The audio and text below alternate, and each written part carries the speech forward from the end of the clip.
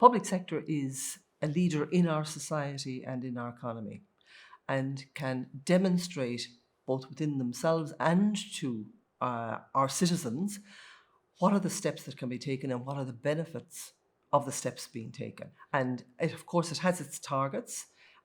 Up until now, the public sector has reduced its energy consumption, but of course the target going forward, 2 to 1, is a tough one and will be a challenge to achieve between now and 2030.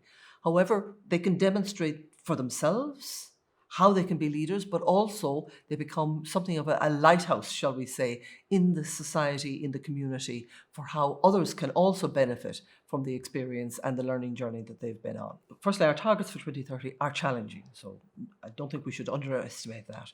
But of course, the first issue is a decision that we're going to get there.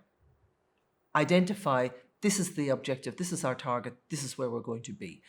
Substantiate that with data. You need to know what your starting point is, and you need to know where you can have an impact and how that impact can be measured. So I would say, a decision, yes, ambition, we're going to achieve it. Secondly, support that with data. And thirdly, involve everybody.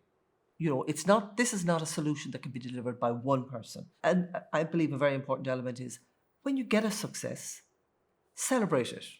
It might be something very small. Put it on the notice board. It worked. It's something positive. So you need to encourage people and reward people for the effort that they've taken and make that visible within the system as well. And I think that's hugely important. There's also a sense of comfort. When you're the sole person doing something, it's perhaps a little bit difficult. But I think being part of a group with a group effort and a group objective is very helpful. You cannot achieve the kind of challenge that we have between now and 2030 without the top person committing to it. The Chief Executive Officer has to announce, and I have to say, has to believe in the objective. That's the first step. They have to ensure that the structures are put in place to deliver. They need to monitor it and ultimately reward and support the people who are delivering on it.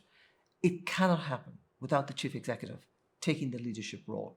So it's really key that they are committed to this, they are vocal in their commitment, and they are supportive in the actions that will need to be taken.